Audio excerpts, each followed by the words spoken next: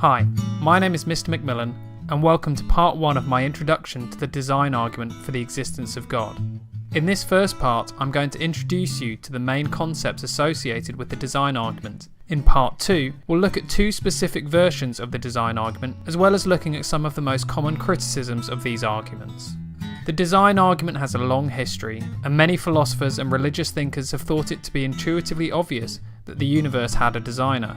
Socrates, the Greek philosopher, and not the Brazilian footballer, said, "With such signs of forethought in the design of living creatures, can you doubt they are the work of design?" Another Greek philosopher, Cicero, wrote, "What could be more obvious when we look up to contemplate the heavens that there is some divinity or intelligence?" The psalmist King David proclaimed, "The heavens declare the glory of God, the skies proclaim the work of his hands." What do these quotes have in common? They all use different terms to describe some quality about the universe that makes it appear as if it had been designed. Whether we call it order, complexity, purpose, providence, or even beauty, it seems that everywhere there is the appearance of design. So, the appearance of design is everywhere. Even well-known atheist Richard Dawkins recognises this when in his book The God Delusion he writes, "One of the greatest challenges to the human intellect has been to explain how the complex, improbable appearance of design in the universe arises." So how do we explain this appearance of design? We have 2 options. Either we conclude that the appearance of design is evidence that there is a designer, or we conclude that the appearance of design is just that, an appearance, an illusion, where in fact chance or nature can account for the apparent order or purpose. To put it another way, the appearance of design is either the result of a creator God or the result of Mother Nature. Theists in favour of the design argument conclude the former. The 13th century monk Aquinas said, "We see that things in nature which lack knowledge act for an end.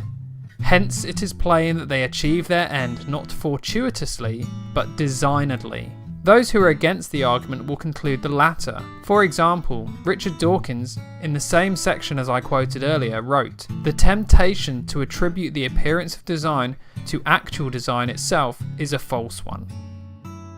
The design argument is an inductive argument. This means that it seeks to build a case that persuades us that its conclusion is reasonable or probable, rather than trying to prove its conclusion definitively. It is also an a posteriori argument, which means that it is based on looking at evidence in the world around us. There are numerous versions of the argument, but we will consider the 2 main forms of the design argument. Firstly, we have arguments from design. These are arguments that work by looking at specific examples of things in nature that demonstrate a purpose, and argues that from this purpose we require a purpose giver, or designer. These arguments are sometimes called design qua purpose. The Greek word for purpose is telos, and it's from this that we get the word teleological.